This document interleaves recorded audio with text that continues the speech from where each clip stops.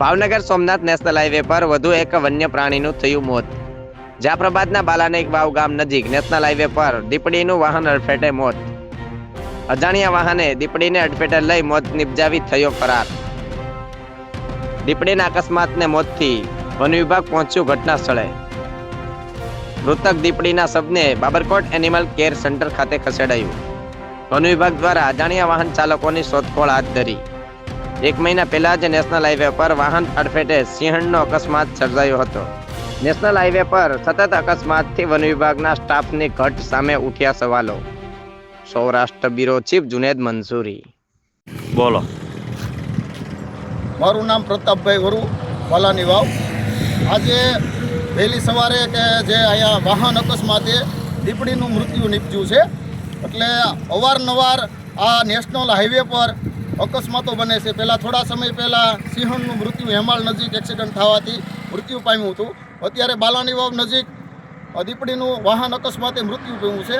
જંગલ ખાતું યોગ્ય આનું ધ્યાન આપે અને અહીંયા સ્ટાફની ઘટ છે, સ્ટાફ મૂકે। અવારનવાર મૌખિક રજૂઆતો કરવા છતાં જંગલ ખાતામાં કોઈ અધિકારીઓ ધ્યાન આપતા નથી, તો પછી અહીંયા સ્ટાફ મૂકવામાં આવે।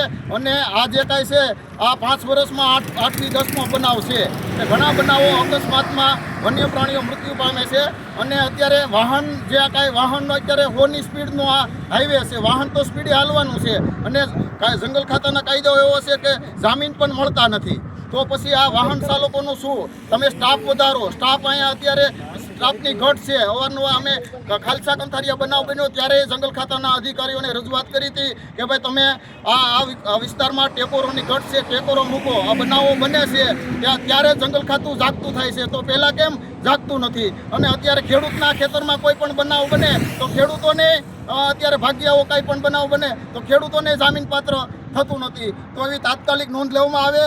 અત્યારે બાલાની વાવથી કાગોદર વિસ્તારમાં કે નાગેશ્રી વિસ્તારમાં જે ટેકોરોની ઘટ છે એ સ્ટાફ પૂરતો પૂરવામાં આવે, એ લોકોની માંગ છે અને ભવિષ્યમાં આવા બનાવ ન બને એની તકેદારી રાખવામાં આવે।